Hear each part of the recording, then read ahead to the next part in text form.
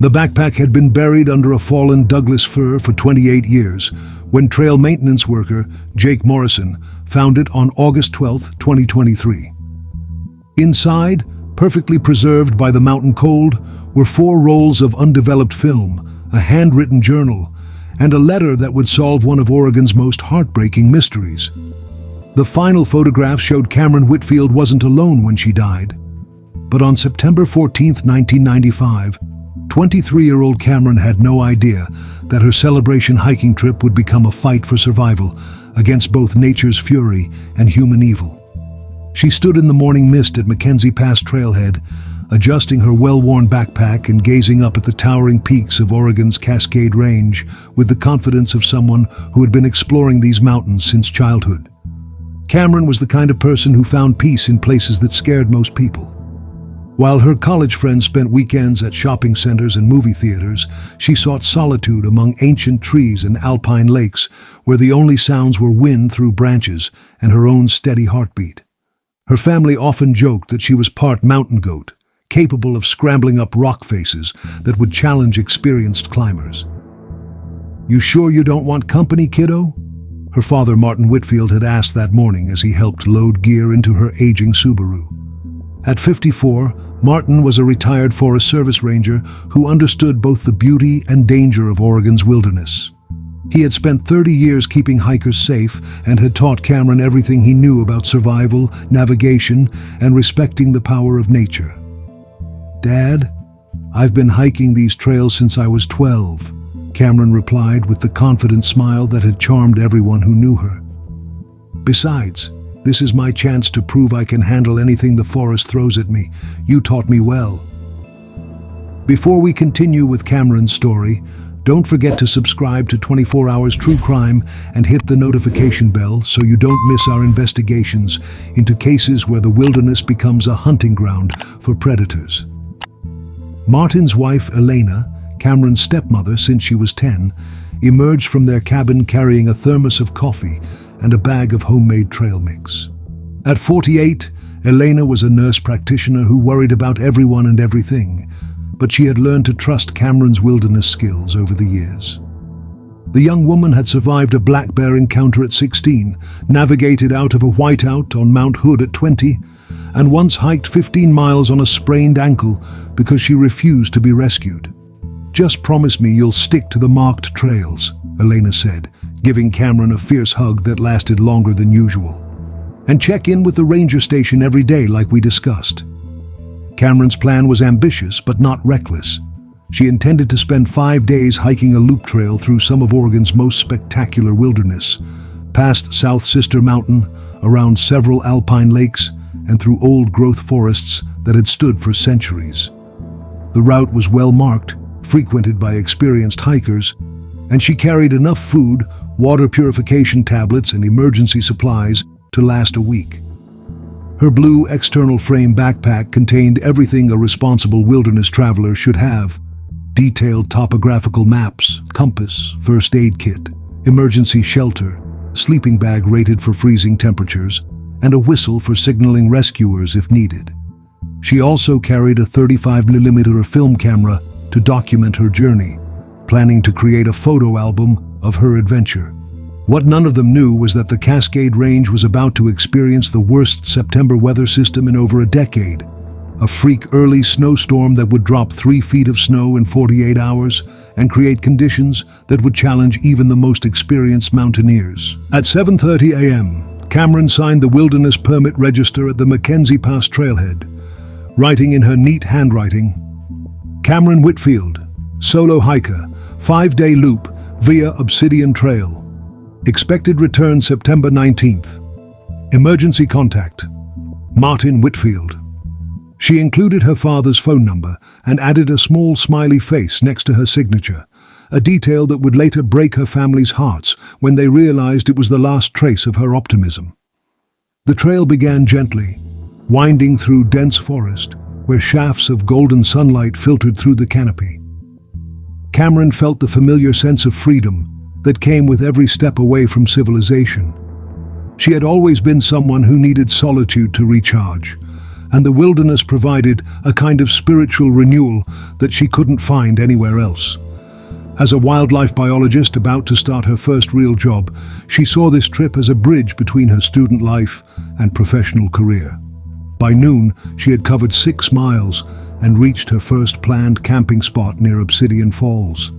The area was stunning, a crystalline waterfall tumbling over volcanic rock into a pool so clear she could see trout swimming in its depths. Cameron set up her tent on a flat spot overlooking the falls and spent the afternoon photographing the scenery and writing in her journal. Day 1, perfect weather, perfect trail conditions, she wrote in handwriting that would later be analyzed by forensic experts. Dad would love this spot. Found an eagle's nest in a snag about 100 yards from camp. The juveniles are almost ready to fledge. This is why I love what I do, being part of something bigger than human problems and deadlines. That evening, Cameron cooked a simple dinner on her portable camp stove and watched stars emerge in the clear mountain sky. She felt completely at peace, exactly where she belonged. If she had known that this would be her last normal night for the rest of her life, she might have savored those moments of tranquility even more. The weather began changing around midnight.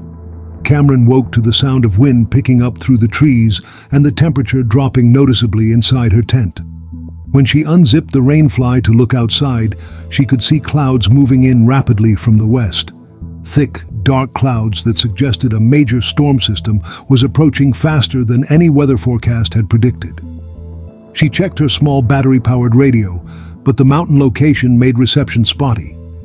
The few fragments of weather reports she could hear mentioned unexpected system development and rapidly changing conditions, but nothing that prepared her for what was coming.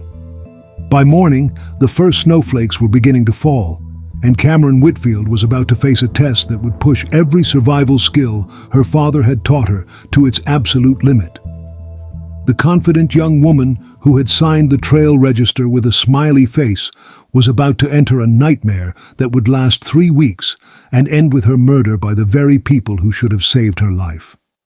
The tragedy of Cameron Whitfield's story wasn't that she lacked experience or made poor decisions. It was that she did everything right, survived impossible conditions through skill and determination, and was ultimately killed by human predators who exploited her compassion and expertise for their own survival before silencing her forever. 28 years later, her preserved camera film would reveal the shocking truth about her final days. Images that transformed a missing person case into a murder investigation and proved that sometimes the greatest dangers in the wilderness walk on 2 legs and carry evil in their hearts. Cameron Whitfield had experienced plenty of unexpected weather during her 11 years of serious hiking, but nothing had prepared her for the fury that the Cascade Range unleashed on September 15, 1995. What began as light flurries at dawn quickly intensified into a full-scale blizzard that transformed the familiar landscape into an alien world of howling wind and blinding snow. She broke camp early, knowing that her planned route would become increasingly dangerous as conditions deteriorated. The smart move would be to retreat to lower elevations and wait out the storm. But the trail back to the trailhead led through an exposed ridge that was already becoming treacherous with accumulating snow and fierce winds. Cameron studied her topographical map carefully, weighing her options with the methodical thinking her father had drilled into her since childhood. She could attempt the dangerous retreat, hunker down in her current location, and hope the storm passed quickly, or push forward toward the next shelter, a 3-sided lean-to that appeared on her map about 8 miles ahead through mostly forested terrain. The structure would provide better protection than her tent, and the trail between her current position and the shelter was mostly through dense forest that would offer some protection from the wind. It seemed like the safest option, given the rapidly deteriorating conditions. What the map didn't show was that the shelter had been destroyed by a falling tree 3 weeks earlier, and the Forest Service hadn't yet updated their trail guides or posted warnings at trailheads. Cameron was hiking toward a refuge that no longer existed. She packed quickly, stuffing her wet tent into her backpack and pulling on every layer of clothing she had brought. The temperature had dropped 30 degrees overnight, and snow was now falling so heavily that visibility was reduced to less than 50 feet. Cameron took careful compass bearings and marked her current location on the map before starting what would become the most challenging hike of her life. The travel became grueling almost immediately. The trail, which had been clearly marked the day before, was disappearing under rapidly accumulating snow. Cameron found herself breaking trail through knee-deep powder, following what she hoped were the correct switchbacks based on her compass bearings and topographical map. Before we continue with Cameron's desperate fight for survival, don't forget to subscribe to 24 Hours True Crime and hit the notification bell so you don't miss our investigations into cases where nature's fury meets human evil. Her pace slowed to less than 1 mile per hour as she fought through the deepening snow. Each step required enormous effort, and she had to stop frequently to rest and check her bearings. The wind was now howling through the trees with such force that it nearly knocked her over several times, and the cold was beginning to penetrate even her high-quality winter gear. After 4 hours of exhausting travel, Cameron faced a terrifying realization: she was lost. The storm had become so intense that she couldn't see landmarks she should have been able to identify. Her map showed a distinctive rock formation that was supposed to be visible from the trail, but everything around her looked the same: endless white forest disappearing into swirling snow. The trail markers that should have guided her way were buried or obscured by the blizzard. Cameron stopped to rest against a large pine tree and forced herself to think clearly, despite her growing exhaustion and fear. She was cold, wet, and tired, but not yet in immediate danger. Her gear was holding up well, and she still had 4 days of food plus emergency rations. The smart thing to do was find the best available shelter, wait out the worst of the storm, and then use her compass to navigate back to a known trail. She found a cluster of large boulders that provided some protection from the wind and began the difficult task of setting up her tent in conditions that tested every camping skill she had ever learned. The wind kept grabbing the fabric and trying to tear it from her hands, and her fingers were becoming clumsy with cold despite her insulated gloves. Getting the tent properly anchored required all of her remaining energy, but Cameron managed to create a relatively secure shelter in the lee of the rocks. Once inside, she used her camp stove to melt snow for water and prepare a hot meal. The simple act of eating something warm helped restore her confidence and clear her thinking. "This is just weather," she told herself, repeating something Martin had taught her during their hiking trips.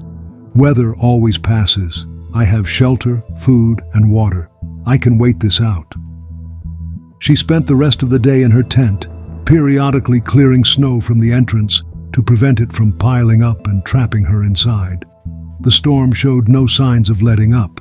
If anything, it seemed to be getting worse as the afternoon progressed. By evening, Cameron estimated that over 2 feet of snow had fallen, with more coming down steadily. That night, she tried using her emergency whistle to signal for help, but the sound was immediately swallowed by the howling wind. She was probably miles from the nearest trail, and the chances of another hiker being in the area during such severe weather were essentially zero. The wilderness that had always been her sanctuary was now testing her will to survive. As darkness fell, Cameron faced a terrible reality that would have broken a less experienced hiker. She was completely alone in one of the worst storms in Oregon's recent history, with no way to communicate her location to the outside world. Her family wouldn't even know she was missing until September 19th, when she failed to return from her planned trip. She had 4 more days to survive before anyone would even begin looking for her. That night, as wind howled around her tent and snow continued to accumulate, Cameron wrote what she didn't know would be one of her final voluntary journal entries. Day 2. Caught in major storm. Safe for now, but trail conditions impossible. Found shelter among rocks about 2 miles north of Obsidian Falls, I think.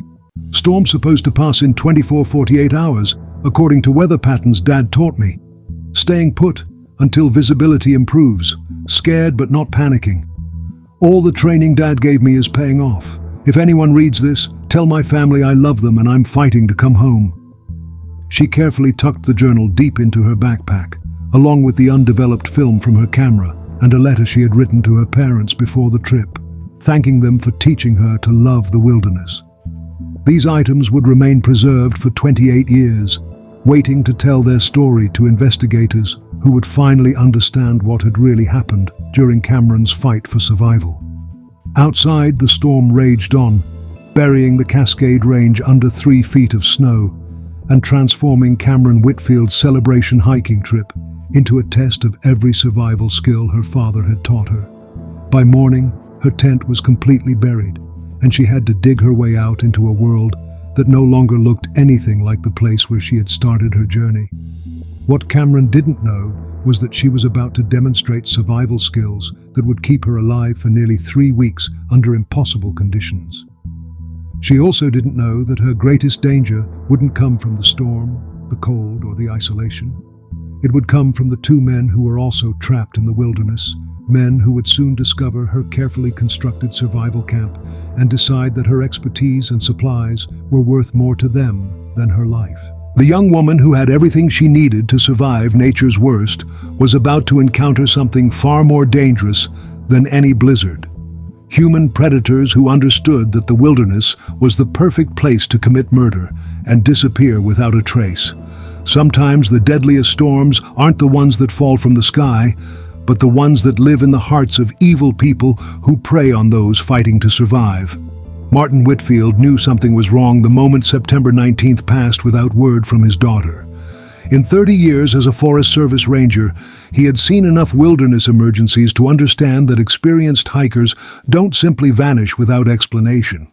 Cameron had never missed a check-in deadline in all her years of hiking, and she had promised to call the ranger station every evening to confirm her location and status. When she failed to return to the Mackenzie Pass trailhead by 6 p.m. on her scheduled return date, Martin didn't waste time hoping she was just running late. He immediately drove to the Forest Service office in Sisters, Oregon, and reported her missing, providing detailed information about her planned route, her experience level, and the exact gear she was carrying. "She's the most responsible hiker I know," Martin told Ranger Captain Chen, a 38-year-old search and rescue coordinator who had been working Oregon's wilderness areas for 15 years. "If Cameron isn't where she said she'd be, it's because something prevented her from getting there." Chen understood the urgency immediately. The weather system that had hit the Cascades 4 days earlier was being called the storm of the century by local meteorologists. Over 3 feet of snow had fallen in areas that normally didn't see their first snowfall until November, and temperatures had dropped to levels that could kill an unprepared hiker within hours. "We need to get teams in the field at first light," Chen told her staff during an emergency briefing that night. "If she's been caught in this weather for 4 days, every hour counts." Elena Whitfield spent that sleepless night making phone calls to everyone Cameron knew, hoping against hope that her stepdaughter had changed her plans and was safe somewhere with friends. But Cameron's college roommates, hiking partners, and co-workers all confirmed the same thing. They hadn't heard from her since she left for her solo trip.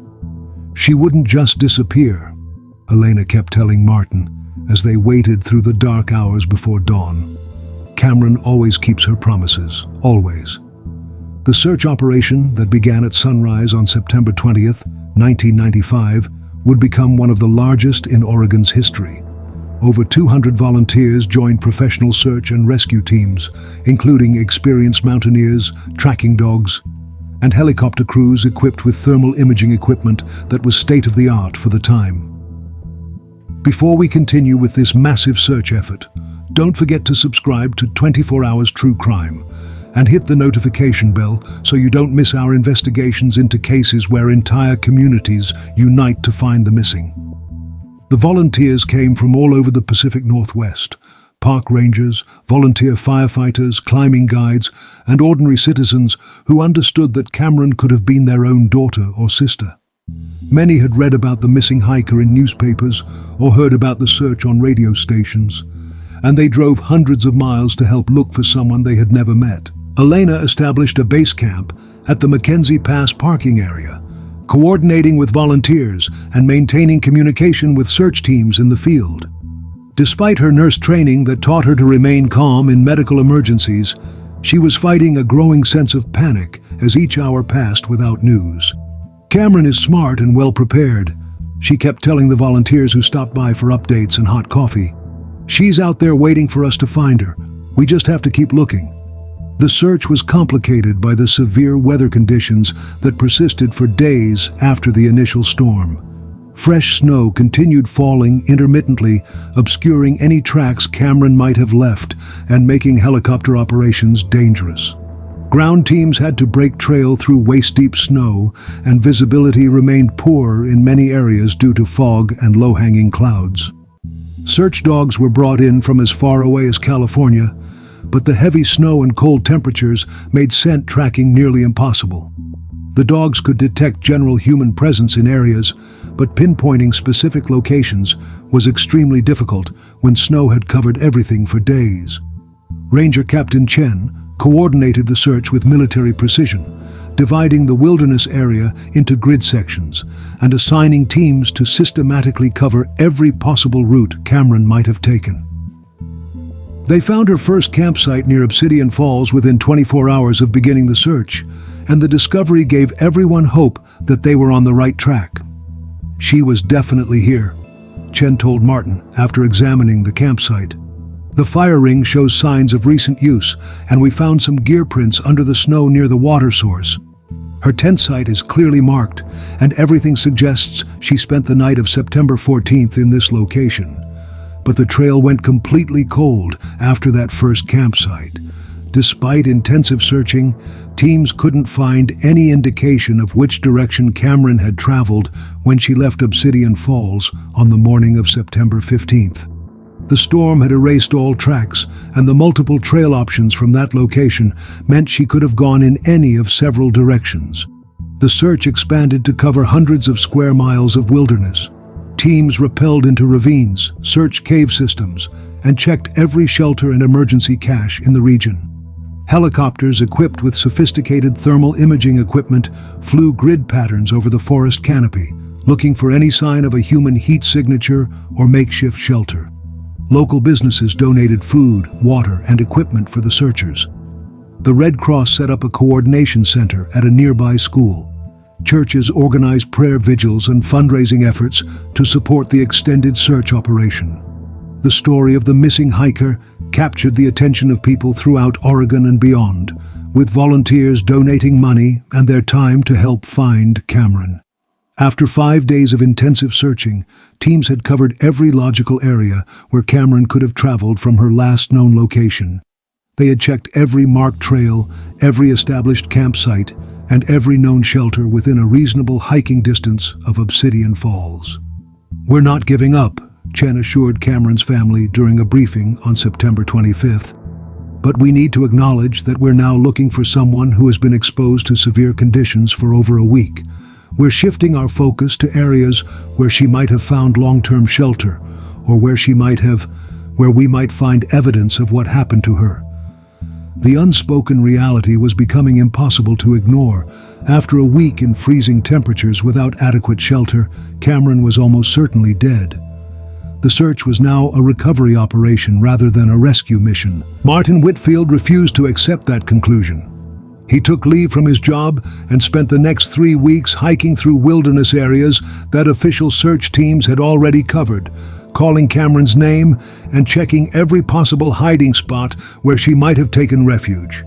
"She's the toughest person I know," Martin told a Portland newspaper reporter who was covering the search.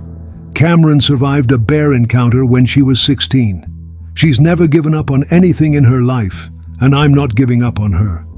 But as September turned to October and the first heavy snows of winter began falling in the high country, even the most dedicated volunteers had to acknowledge that Cameron Whitfield had likely become another victim of the wilderness she loved so much.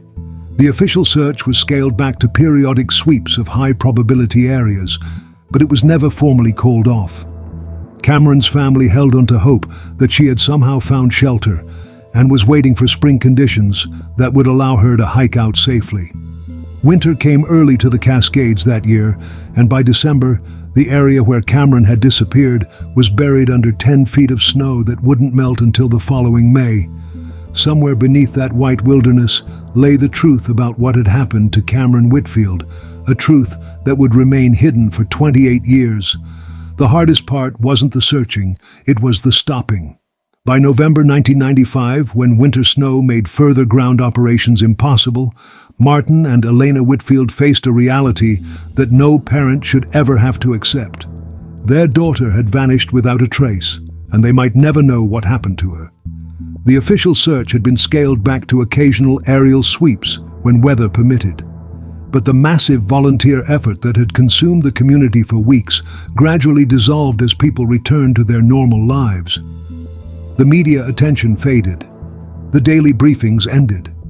The base camp at Mackenzie Pass was dismantled, leaving only a small memorial of flowers and handwritten notes that would be buried under the first major snowfall. But for the Whitfield family, the absence of answers became a presence that filled every room of their cabin, every conversation, every quiet moment when hope and despair battled for control of their hearts. "We can't give up," Elena said during one of their late-night conversations in December 1995, 3 months after Cameron had disappeared. "She's out there somewhere. Maybe she found shelter, maybe she's injured and waiting for spring. We have to believe she's coming home." Martin wanted to share Elena's optimism, but his 30 years of wilderness experience made false hope feel cruel. He had seen what exposure and hypothermia could do to even the most experienced hikers. He knew the statistics about survival rates in severe weather conditions. Still, he couldn't bring himself to voice those dark thoughts to his wife. Instead, Martin channeled his grief into action. He used his vacation time and personal savings to hire private search consultants, experienced trackers who specialized in finding people in wilderness areas. He studied weather patterns from September 1995, trying to understand exactly what conditions Cameron had faced and where she might have sought shelter. Eleanor transformed their spare bedroom into a command center for the ongoing search effort. Maps covered the walls, marked with colored pins, showing areas that had been searched, potential shelter locations, and water sources where Cameron might have tried to wait out the storm. She maintained correspondence with search and rescue teams throughout the Pacific Northwest, hoping that someone might find evidence or remember seeing a young woman matching Cameron's description. Before we continue with the family's painful journey, don't forget to subscribe to 24 Hours True Crime and hit the notification bell so you don't miss our investigations into how families cope when their loved ones simply vanish. The local community rallied around the Whitfield family with the kind of support that small towns can provide when tragedy strikes. Neighbors brought meals, helped with household chores, and organized fundraising events to support continued search efforts. The story of the missing hiker had touched something deep in people who understood that Cameron could have been anyone's daughter. But support and sympathy couldn't fill the enormous void that Cameron's absence had created. Holidays became exercises in endurance rather than celebration. Eleanor found herself setting 4 places at the dinner table out of habit, then having to remove the extra setting with shaking hands. Martin would start to call out Cameron's home when he heard Elena's car in the driveway, forgetting for a split second that their daughter wasn't coming back from a day hike. The worst moments came when they would catch glimpses of young women who resembled Cameron at grocery stores, gas stations, or walking down the street. Elena would feel her heart leap with impossible hope before reality crashed back down. Martin learned to recognize that particular expression on his wife's face and would gently touch her arm, reminding her without words that their daughter was still missing. As 1996 turned into 1997, the Whitfields faced new challenges in their quest for answers. The initial sympathy and support from the community began to fade as people moved on with their lives. Well-meaning friends started suggesting that it might be time to accept what happened and begin the healing process. Advice that felt like betrayal to parents who refused to abandon hope. Martin returned to work, but found it almost impossible to concentrate on forest management when his own daughter was lost somewhere in the wilderness he was supposed to protect. Elena struggled with her nursing duties, unable to comfort other people's families when her own was broken beyond repair. They established a routine that would define their lives for decades to come. Every weekend, Martin would hike sections of the wilderness where Cameron had disappeared, calling her name and leaving notes at trail junctions asking anyone who found them to contact the family. Elena maintained a detailed log of every tip, every possible sighting, and every new development in search technology that might eventually help find their daughter. The anniversary of Cameron's disappearance on September 14, 1996, brought a fresh wave of media attention and renewed search efforts.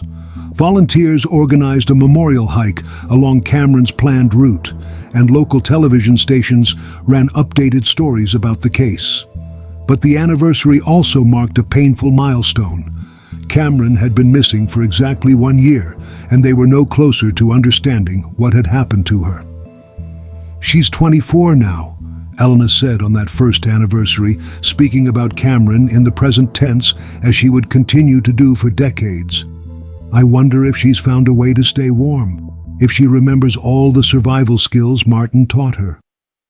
The Whitfields held on to hope through sheer force of will and love, creating a life suspended between presence and absence, between the daughter they remembered and the woman they might never see again.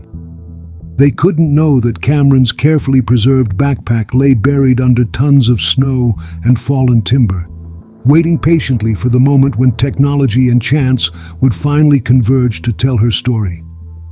Their faith in eventual answers would be tested for 28 years, but their love for Cameron would never waver. They would be ready when the truth finally emerged from the wilderness that had claimed their daughter's life. Time moved differently for the Whitfield family after Cameron disappeared. While the rest of the world measured years in birthdays, holidays, and life milestones, Martin and Elena marked time in search anniversaries, false hopes, and the gradual accumulation of unanswered questions that grew heavier with each passing season. By 2010, 15 years after Cameron's disappearance, the case had become part of Oregon folklore, one of those unsolved mysteries that local newspapers revisited every few years, usually around the anniversary of her vanishing. New reporters would interview Martin and Elena, hoping to find a fresh angle on the story, but the questions were always the same. Had they given up hope? Did they believe Cameron was still alive? What did they think had really happened in the wilderness? Martin, now in his 70s, had developed a standard response that protected him from having to relive the worst moments of the search every time someone asked. "We believe Cameron is at peace," he would say carefully. "We continue to hope for answers, but we've learned to live with uncertainty." What he didn't tell reporters was that uncertainty had become a living thing in their household, a presence that sat at the dinner table, slept in Cameron's preserved bedroom, and whispered questions that had no answers during the quiet hours before dawn. Elena had retired from nursing in 2008, partly because of her own health issues, but mostly because she wanted to devote her remaining years to what she called keeping Cameron's memory alive. She had become the unofficial family historian, maintaining scrapbooks filled with newspaper clippings, search reports, and letters from people who had known Cameron or participated in the search efforts. The spare bedroom that had once served as a search command center had evolved into a shrine. Cameron's hiking gear still hung in the closet exactly as she had left it in 1995. Her wildlife biology textbooks remained stacked on the desk where she had studied for final exams. Photographs covered every surface. Cameron as a child on family camping trips, as a teenager learning rock climbing techniques from her father, as a college student radiating confidence and hope for her future career. Before we continue with the family's decades-long journey, don't forget to subscribe to 24 Hours True Crime and hit the notification bell so you don't miss our investigations into cases where families never stop searching for the truth. The most heartbreaking change came gradually as Martin began showing signs of early-stage dementia in his late 70s. The man who had memorized every trail map in the Cascade Range, who could navigate by stars and read weather patterns like other people read books, started forgetting recent conversations while retaining crystal-clear memories of the search for his daughter. Elena became his caregiver, a role that brought new challenges to their already complicated grief. Martin would sometimes forget that Cameron was missing and would ask when she was coming home from her hiking trip. Other times, he would insist that the search was still active and would try to pack his gear for another expedition into the wilderness. The hardest part is when he remembers. Elena confided to a support group for families of missing persons in 2018. When the fog clears and he realizes all over again that she's been gone for 23 years, I watch him lose her again every time his memory comes back. But Martin's condition also brought unexpected gifts. In his moments of clarity, he would share details about Cameron's training and capabilities that he had never mentioned before, insights about her wilderness skills that made Elena even more convinced that their daughter had not died easily or quickly in that September storm. She could have built a shelter that would last months, Martin said during one of his lucid periods. I taught her how to find water sources, how to signal for help, how to ration food. If Cameron died out there, it wasn't because she couldn't handle the conditions. The family had received dozens of false leads over the years. Hikers who claimed to have seen someone matching Cameron's description, amateur investigators who thought they had discovered new clues, and psychics who offered to help locate her remains. Elena had followed up on every single lead, no matter how unlikely, because even a 1% chance of answers felt worth the effort. The most painful moments came when new technology or search techniques were developed. Each advancement in GPS systems, thermal imaging, or ground-penetrating radar brought fresh hope that Cameron might finally be found. But each disappointment hit harder than the last, adding another layer to grief that had already shaped their lives for decades. By 2020, Elena was 73 and Martin was 79, living in the same cabin where Cameron had started her final hiking trip 25 years earlier. Their health was declining, their circle of friends had shrunk through death and distance, but their love for their missing daughter remained as strong as ever. Elena had begun making preparations for what she called the transition, arrangements for who would maintain Cameron's memory and continue the search after she and Martin were gone.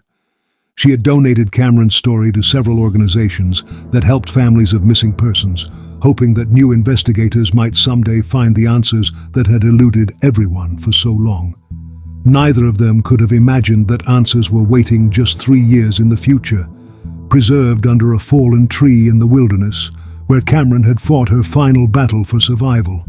The notification that would finally solve Cameron Whitfield's disappearance came through the Oregon State Police Missing Persons database at 3:47 p.m. on August 12, 2023, 28 years to the day after she was last seen alive. Detective Maria Santos was reviewing cold case files when her computer system flagged an incoming report from the Forest Service that made her stop everything she was doing. Possible evidence recovery in 1995 missing hiker case, the report read. Backpack and personal effects discovered by trail maintenance crew in Three Sisters Wilderness. Items consistent with Cameron Whitfield disappearance. Santos had worked dozens of cold cases during her 15-year career with the Oregon State Police, but something about the timing of this discovery sent chills down her spine. She immediately called the Forest Service office to get details about what had been found and where.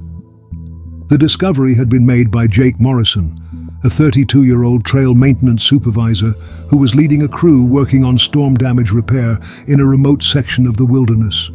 A severe windstorm the previous month had knocked down dozens of trees throughout the Three Sisters area, and Morrison's team was systematically clearing trails and assessing damage to wilderness infrastructure. We were working about 3 miles off the main Obsidian Trail, in an area that doesn't get much foot traffic even during peak season, Morrison explained when Santos called him directly. One of my crew members was cutting up a massive Douglas fir that had fallen across a creek, and when we used our equipment to move the main trunk, we found something underneath that we definitely weren't expecting. The object was a faded blue external frame backpack that showed obvious signs of decades of exposure to the elements. The fabric was weathered and discolored, but the dense forest canopy and the protection of the fallen tree had prevented complete deterioration. More importantly, the zippers still functioned, and the contents appeared to be partially preserved. At first, we thought it might be recent gear that someone had lost or abandoned, Morrison continued. But when we carefully opened it up and found personal items with dates from the 1990s, we realized we might have stumbled onto something significant. That's when I called it in to dispatch. Santos drove to the Forest Service office immediately, her mind racing with possibilities. The Cameron Whitfield case was legendary among Oregon law enforcement, one of those heartbreaking mysteries that veteran investigators remember decades later. The idea that evidence from the case might have survived for 28 years seemed almost impossible. Before we continue with this breakthrough discovery, don't forget to subscribe to 24 Hours True Crime and hit the notification bell so you don't miss our investigations into cases where time finally reveals its secrets. When Santos arrived at the Forest Service headquarters, she found Jake Morrison and his crew waiting with the backpack, which they had carefully transported from the discovery site without disturbing its contents more than necessary. Morrison had been smart enough to recognize the potential importance of what they had found and had treated it as possible evidence rather than just abandoned gear. "We photographed everything exactly as we found it," Morrison explained, showing Santos digital images on his phone. The pack was completely pinned under this huge log, probably weighing several tons. There's no way anyone could have moved that tree without heavy equipment. Whatever happened, this backpack has been there for years, maybe decades. Santos put on latex gloves and began her preliminary examination of the recovered items.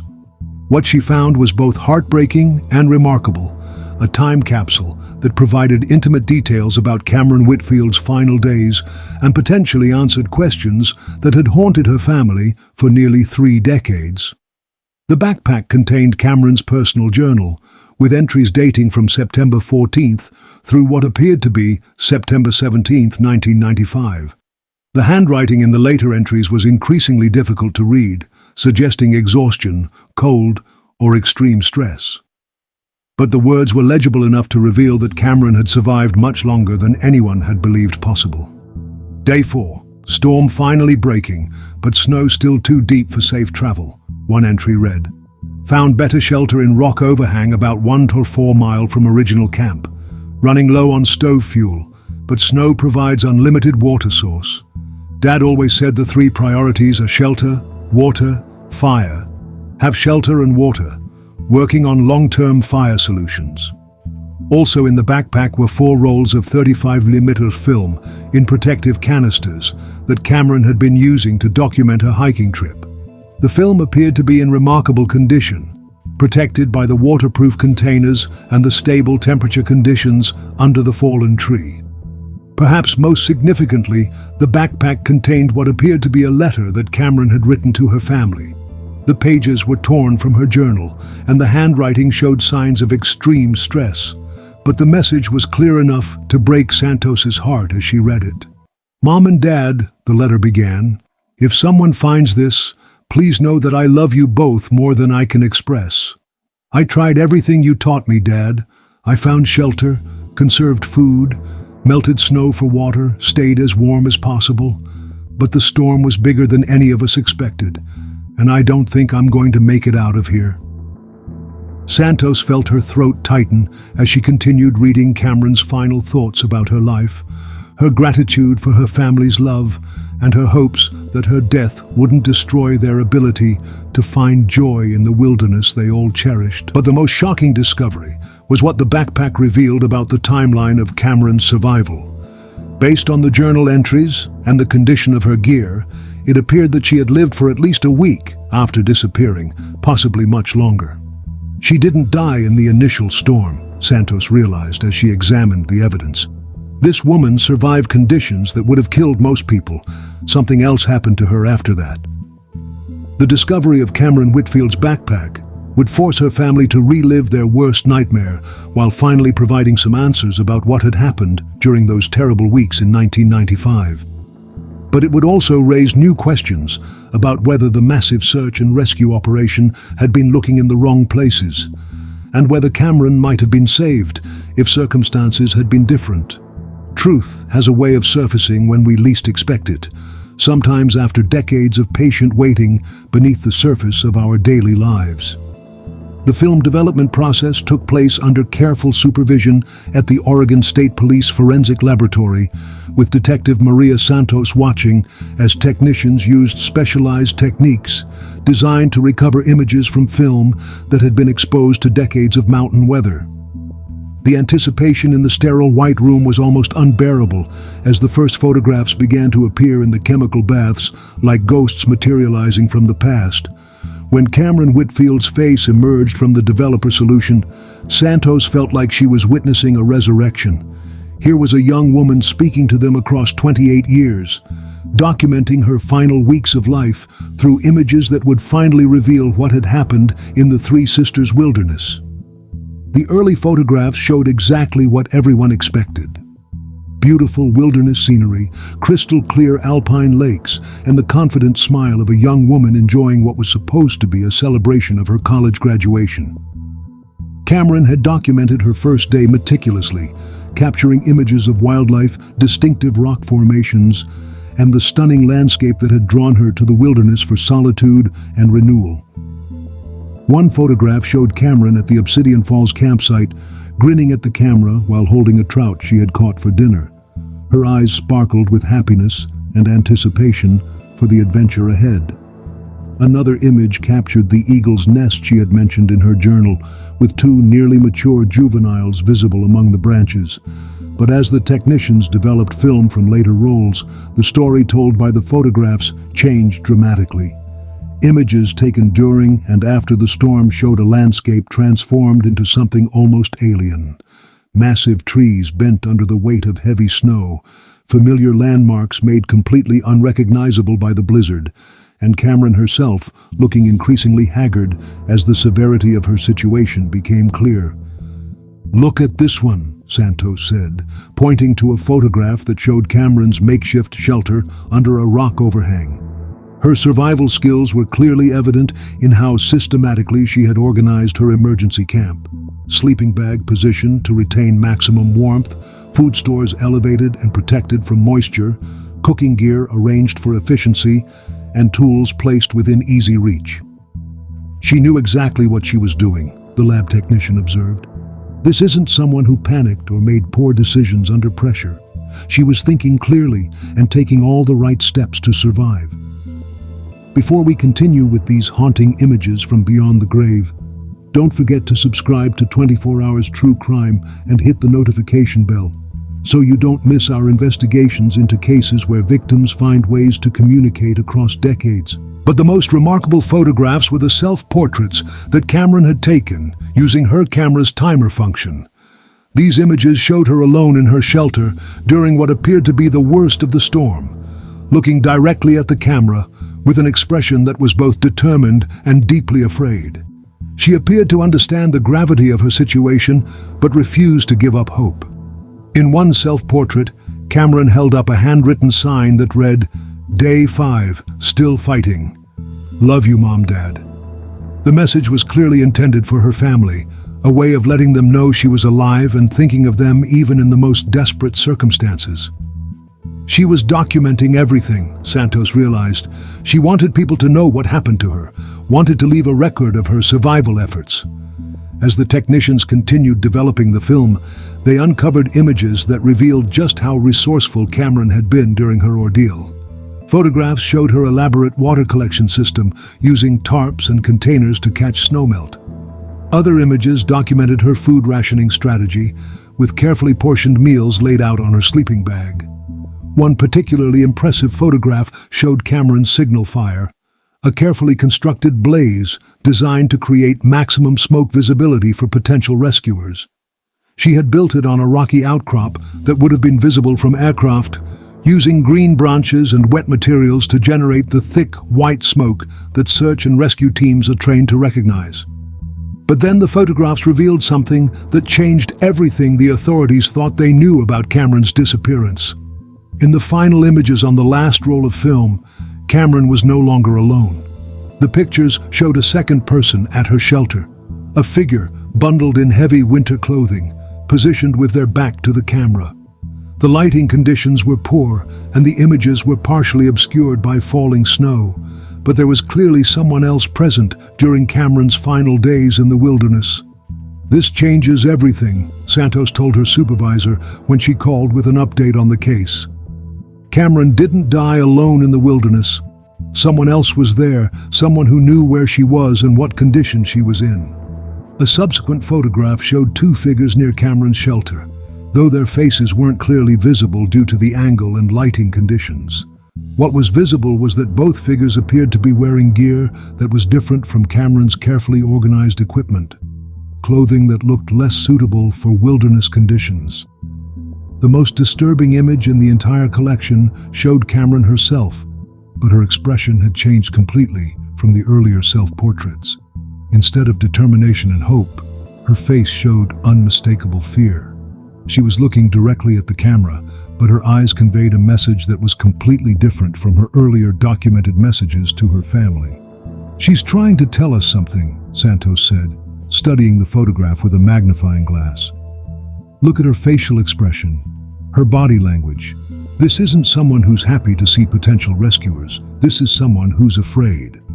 The forensic photography expert who was consulting on the case pointed out subtle details that suggested coercion. "Notice how her hands are positioned," he explained.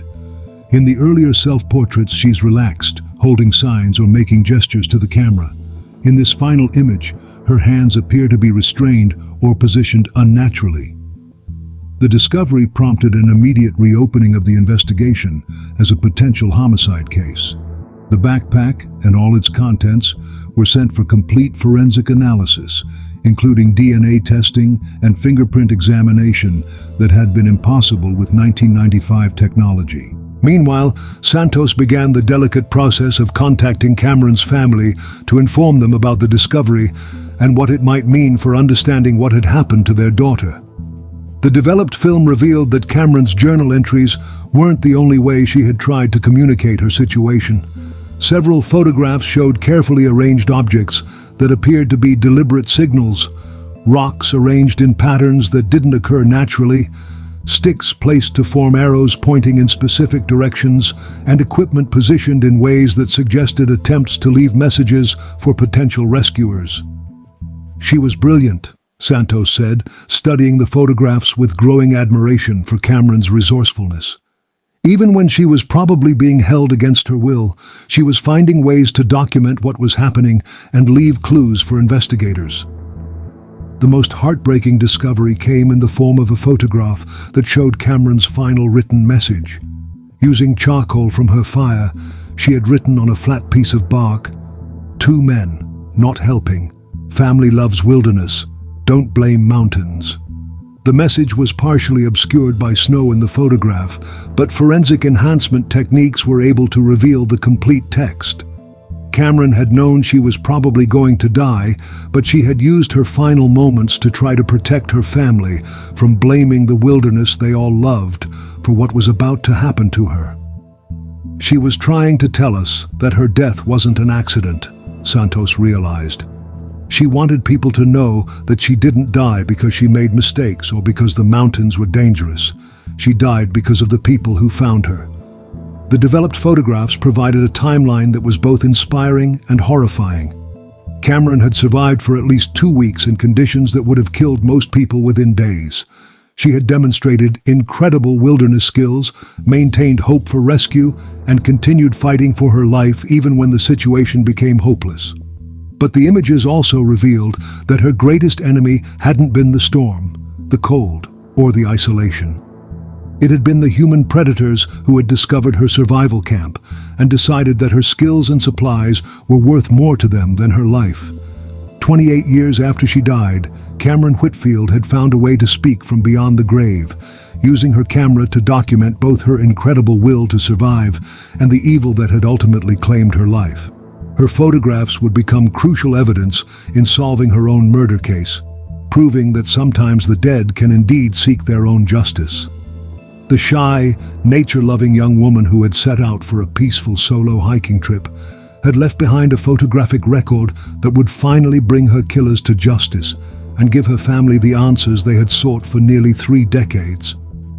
Detective Maria Santos had delivered difficult news to families before, but nothing had prepared her for the weight of calling Elena Whitfield on August 15, 2023, 3 days after Cameron's backpack was discovered.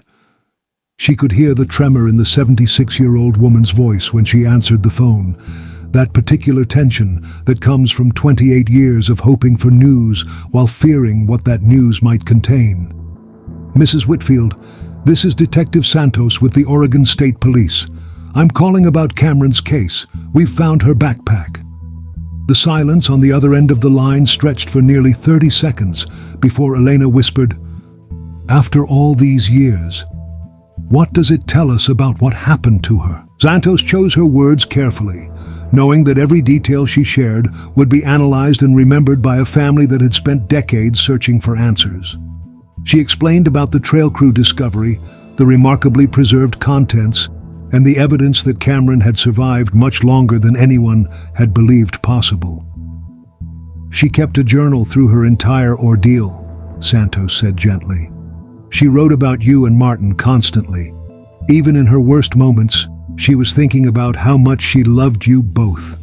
Elena's quiet sobs carried across the phone line as she processed information that was both wonderful and heartbreaking. "Can we see her things? Can we read what she wrote?" "I'd like to bring some items to you personally," Santos replied. "There are things we need to discuss about what Cameron documented, and I think it would be better if we talked face to face." The reunion between Cameron's belongings and her family took place 2 days later at the Whitfield cabin, the same rustic home where Cameron had loaded her gear and said goodbye 28 years earlier. Santos arrived with evidence boxes containing items that had been cleared by forensic analysis, carefully selected to provide answers while protecting the ongoing investigation.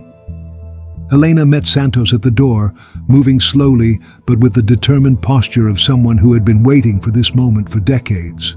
Martin sat in his favorite chair by the window, the same spot where he used to watch for Cameron's return from day hikes.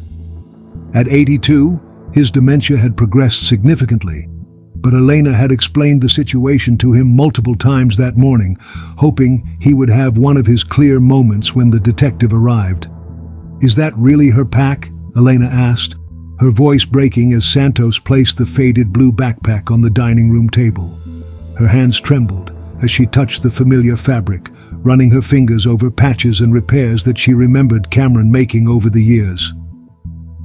Before we continue with this emotional reunion, don't forget to subscribe to 24 Hours True Crime and hit the notification bell so you don't miss our investigations into how families finally get the answers they've waited decades to hear. Santos carefully presented Cameron's journal first, open to an early entry that captured her daughter's voice and personality. Elena read aloud in a whisper. Day 1. Perfect weather, perfect trail conditions. Dad would love this spot. Found an eagle's nest in a snag about 100 yards from camp. That's my Cameron, Elena said through tears. Always noticing the wildlife, always thinking about sharing beautiful things with us. Martin looked up from his chair with sudden clarity, the fog of dementia lifting as he focused on his wife's words. She found eagles? Cameron always loved watching the raptors. I taught her to identify them when she was just 7 years old. Santos watched the elderly man carefully, recognizing one of those moments of lucidity that family members of dementia patients treasure. She decided to show him the photographs that had been cleared for family viewing, hoping his expertise might provide insights that had been lost to investigators for decades. When Martin saw the images of Cameron's survival shelter, his reaction was immediate and powerful. She built that exactly right, he said, studying the photograph with the focused attention of his former professional self. Look at the positioning, back to the prevailing wind, elevated sleeping area for drainage, fire ring placed for maximum heat reflection. I taught her that configuration when she was 16. Elena leaned over her husband's shoulder, seeing their daughter's handiwork through his expert eyes. She remembered everything you taught her. Of course she did. Martin replied with pride that cut through his confusion. Cameron was the best student I ever had.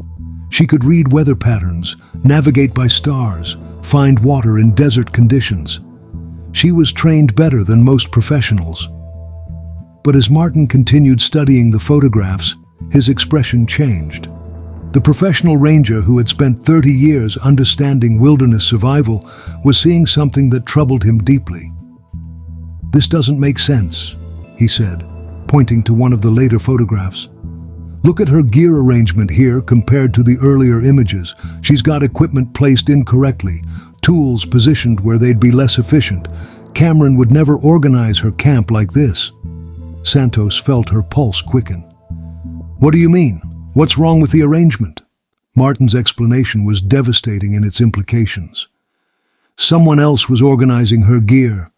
Cameron knew better than to place her stove near loose snow where it could tip over. She'd never store food containers where they could freeze solid. This looks like someone who doesn't understand wilderness survival was making decisions about her equipment. Elena looked sharply at her husband, recognizing the significance of what he was saying. Despite his dementia, Martin's wilderness expertise remained intact, and his assessment of the photographs was revealing details that trained investigators had missed. "Are you saying someone else was controlling how she organized her camp?" Elena asked. "I'm saying my daughter was trained better than this," Martin replied with devastating certainty. "If Cameron was making these kinds of basic mistakes, it's because someone was forcing her to do things wrong.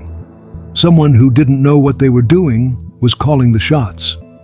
Santos shared a meaningful look with Elena before carefully presenting the journal entries that forensic handwriting experts had flagged as potentially problematic. The analysis had revealed subtle but significant changes in Cameron's writing patterns during her final documented days. "We've had specialists examine Cameron's handwriting throughout the journal," Santos explained. "The early entries show her normal writing style, confident, flowing, consistent pressure. But some of the later entries show signs of what experts call controlled writing." Elena studied the journal pages side by side, comparing Cameron's cheerful first-day entry with the cramped, uncertain handwriting of the final entries. The difference was stark, even to an untrained eye. "It looks like she was being forced to write certain things," Elena said, understanding the implications immediately. Someone was standing over her, telling her what to write. The handwriting analysis had revealed even more disturbing details. Pressure patterns and letter formations suggested that Cameron had been under extreme stress when writing some entries, possibly with someone physically controlling her hand or dictating specific words. Most chilling was the discovery that certain journal entries contained subtle codes that Cameron had embedded in seemingly normal text. References to following Dad's compass bearings actually spelled out "help" using the first letters of consecutive sentences. Mentions of trail markers formed trapped when read the same way. "She was brilliant," Santos said with admiration. Even when she was being forced to write false information about her condition, she was finding ways to leave clues for investigators. Elena held the journal against her chest, overwhelmed by the realization that her daughter had been fighting for her life in ways that went far beyond wilderness survival. She knew someone might read these entries someday. She was trying to tell us what really happened. The DNA analysis results provided the final piece of the puzzle that confirmed the family's worst fears.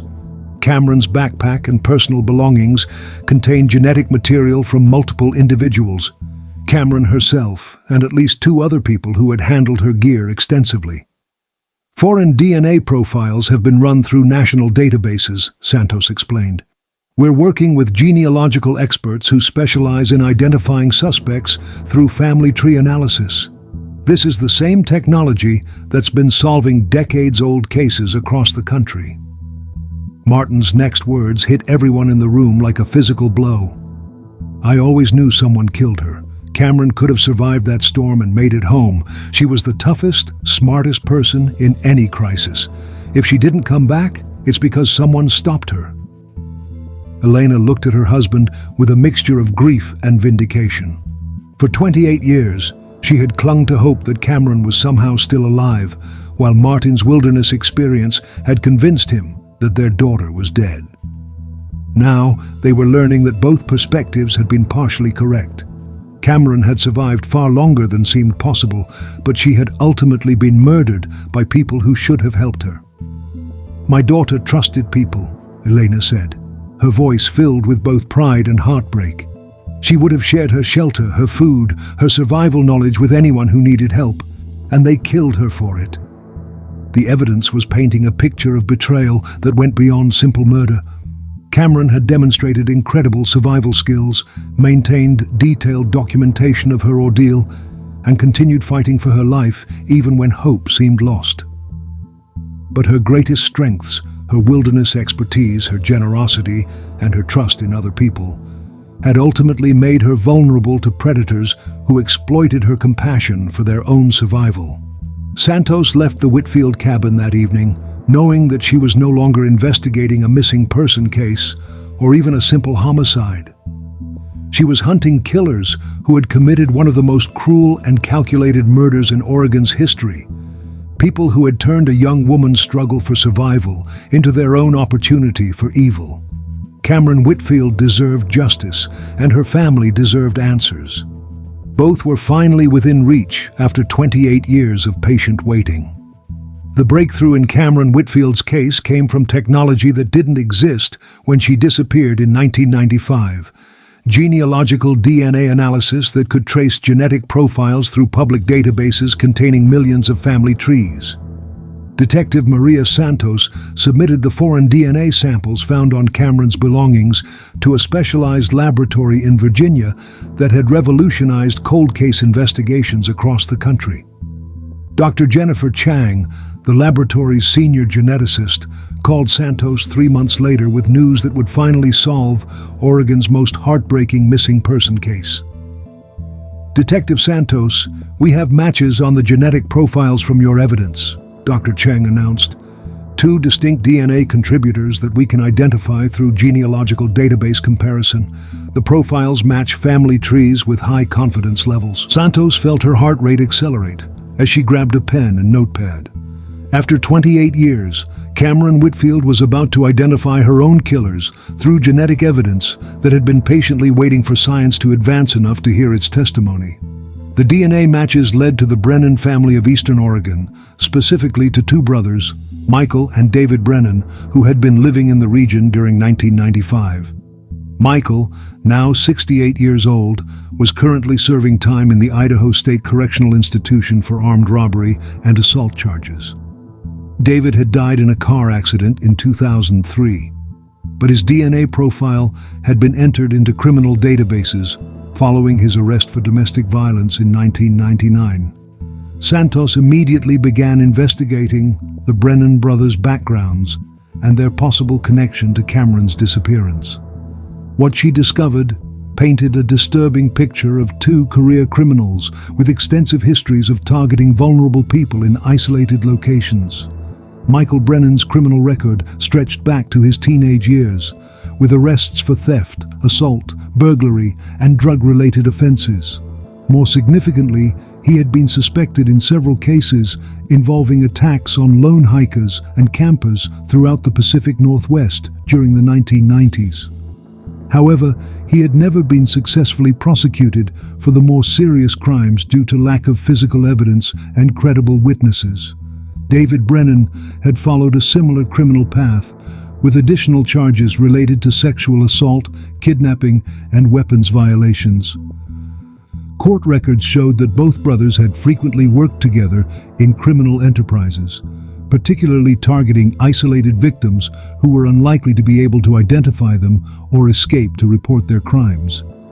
Before we continue with this breakthrough investigation, don't forget to subscribe to 24 Hours True Crime and hit the notification bell so you don't miss our cases where modern science finally delivers justice for decades-old crimes. Most disturbing of all, Santos discovered that the Brennan brothers had been documented in the Three Sisters Wilderness area during September 1995. Their names appeared on a hunting permit application filed just weeks before Cameron's disappearance indicating they had planned to be in the exact region where she had vanished. The hunting permit application revealed additional concerning details. The brothers had listed minimal equipment and supplies for what was supposed to be a week-long hunting expedition in wilderness conditions.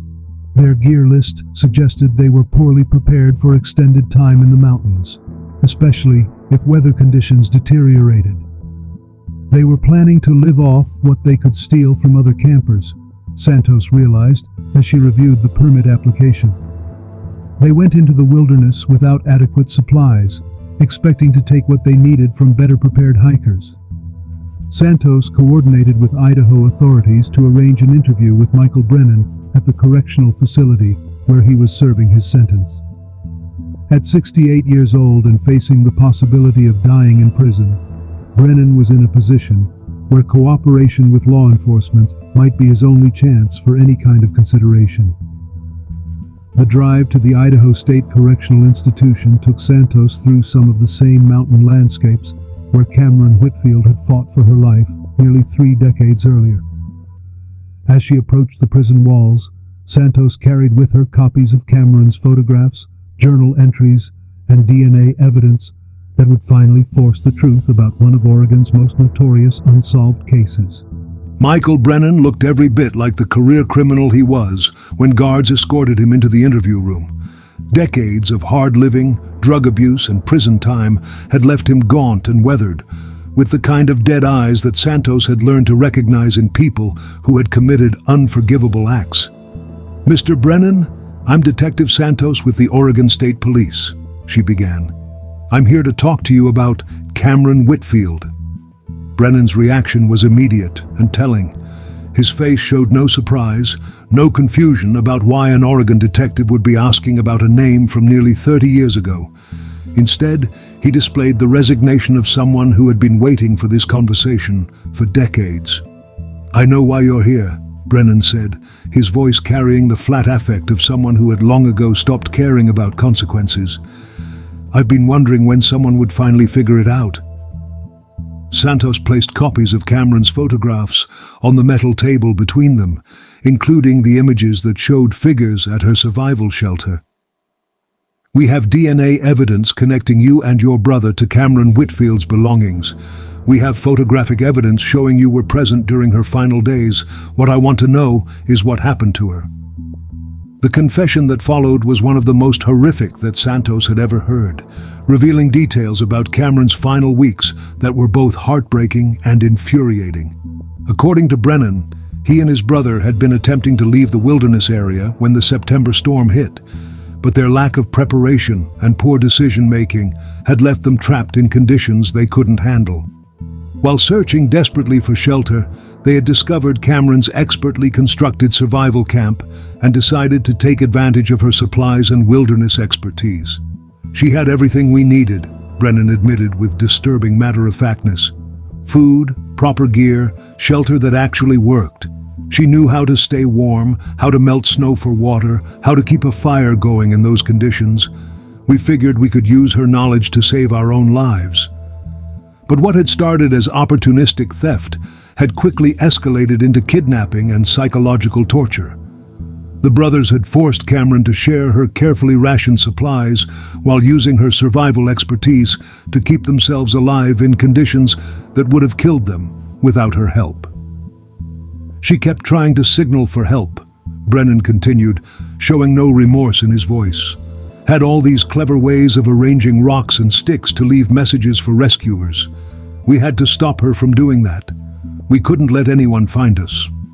The confession revealed that Cameron had been held captive for nearly 3 weeks, during which time she had been forced to help her captors survive while being subjected to physical abuse and constant threats. Her journal entries, which investigators had initially interpreted as messages of hope and determination, had actually been written under duress as the brothers forced her to document false information about her condition and location. "She was smart," Brennan said, with what sounded almost like admiration. "Even when we were watching her write, she was finding ways to leave clues about what was really happening. She never stopped trying to get word out about us."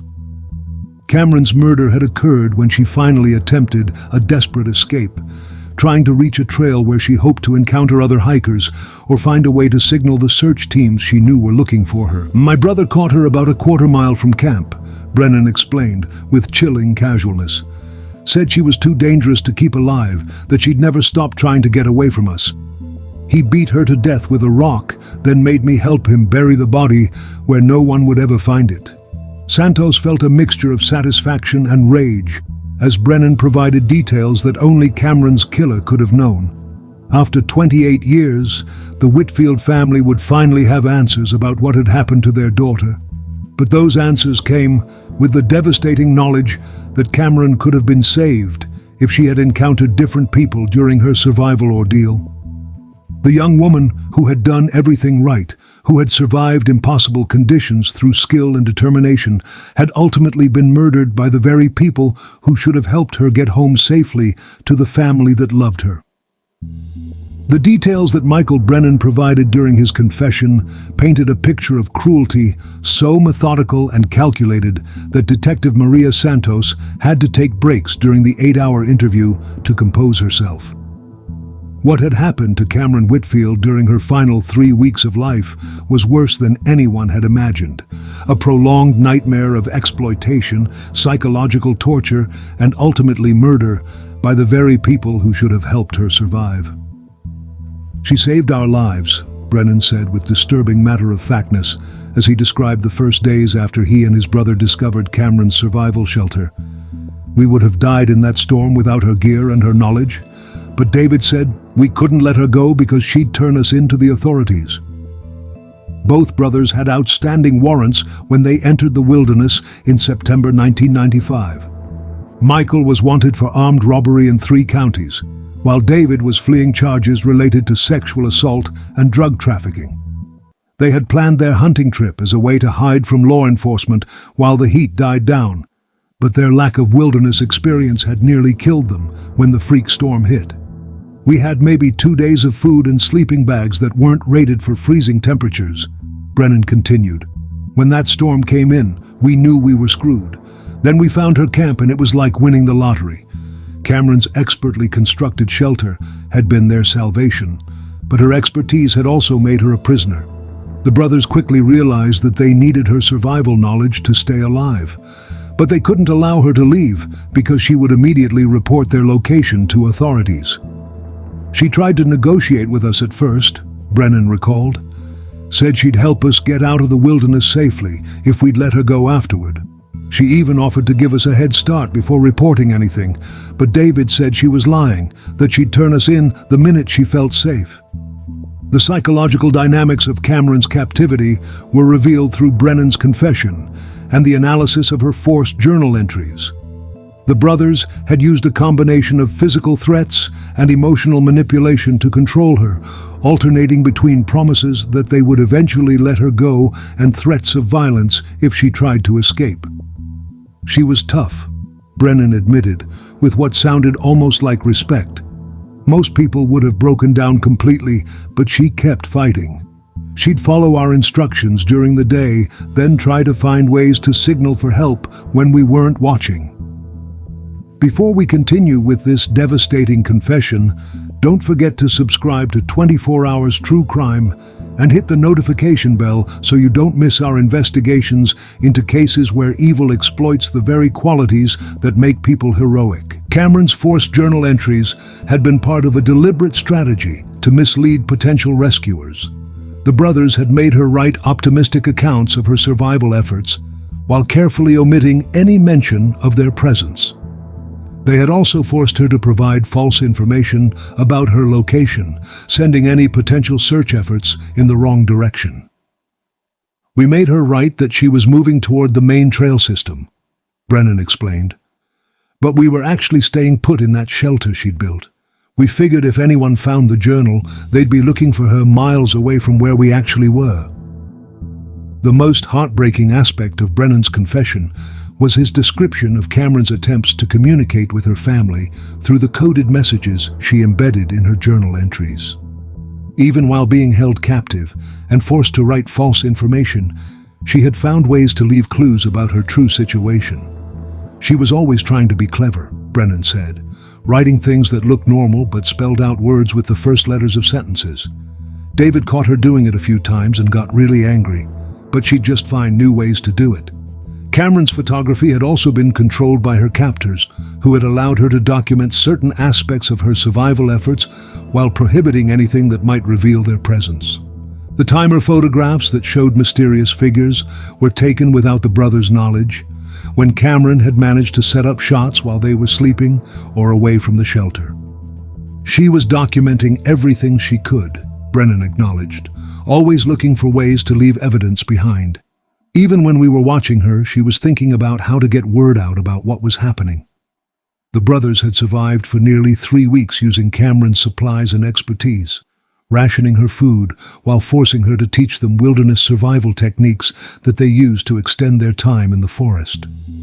They had learned to build effective fires, find water sources, and create adequate shelter largely through Cameron's forced instruction. She could have taught survival courses, Brennan said, new things about living in the wilderness that we never would have figured out on our own. We kept thinking maybe we could keep her alive and use her knowledge to disappear permanently, live off the grid somewhere. But Cameron's value as a survival expert had been offset by her continued attempts to escape or signal for help. Despite constant threats and psychological pressure, she had never stopped looking for opportunities to communicate with the outside world or find a way to freedom. David got more and more paranoid about her, Brennan continued, said she was too smart, too determined. He was convinced she was going to find a way to get us caught, no matter what we did. The final confrontation had occurred on what Brennan estimated was October 4th, 1995, nearly 3 weeks after Cameron's initial disappearance. She had attempted to escape while David was checking snares they had set for small game, and Michael was collecting firewood. She made it about a quarter mile before David caught up with her, Brennan said, his voice becoming flat and emotionless. She was trying to reach that main trail where someone might see her or where she could leave signs for searchers. David Brennan's reaction to Cameron's escape attempt had been immediate and violent. Rather than simply forcing her to return to their shelter, he had beaten her to death with a rock in a rage fueled by weeks of paranoia and the knowledge that their crimes were mounting. He said she'd never stop trying to get away, Michael explained, said keeping her alive was too dangerous because she was too smart and too determined. I didn't stop him.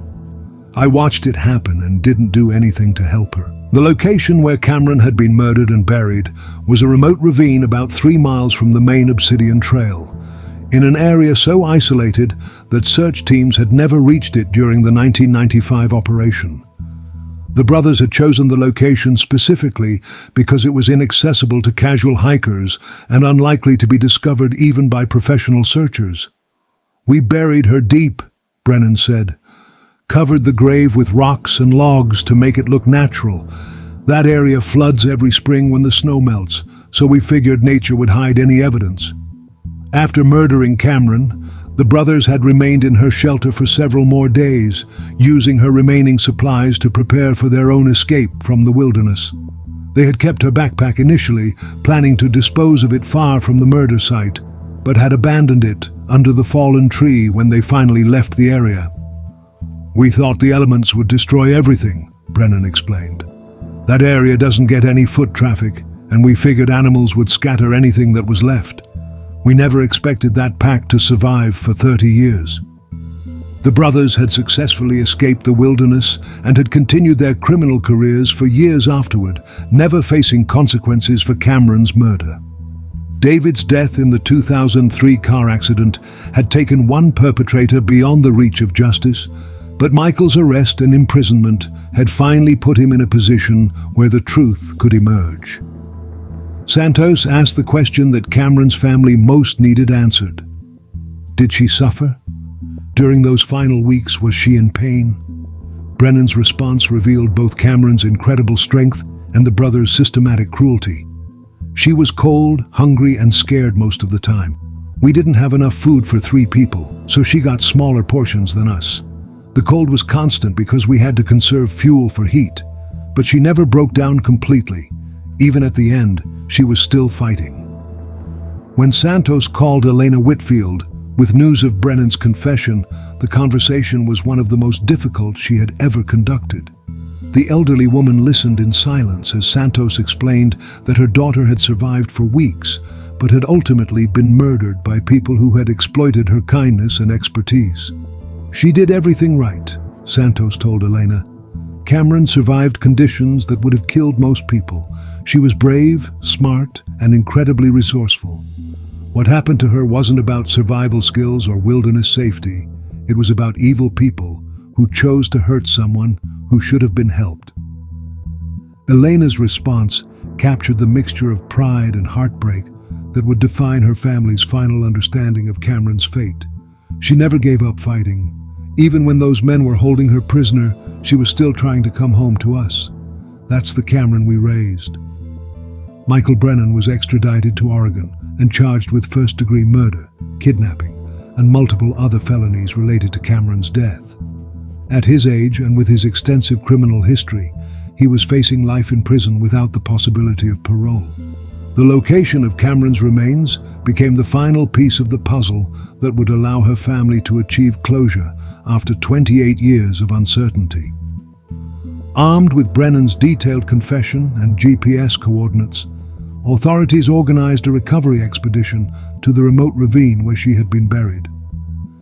Cameron Whitfield's story became a cautionary tale about the intersection of human evil and wilderness survival, but it also became a testament to the power of determination, love, and the eventual triumph of justice.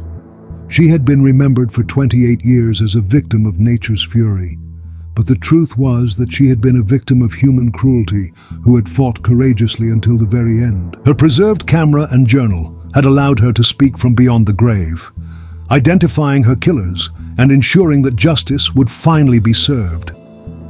The young woman who had set out for a peaceful solo hiking trip had become the key witness in solving her own murder case, proving that truth has a way of surfacing no matter how deeply it's buried or how long it takes to find the right technology to hear its voice. In the end, Cameron Whitfield had come home,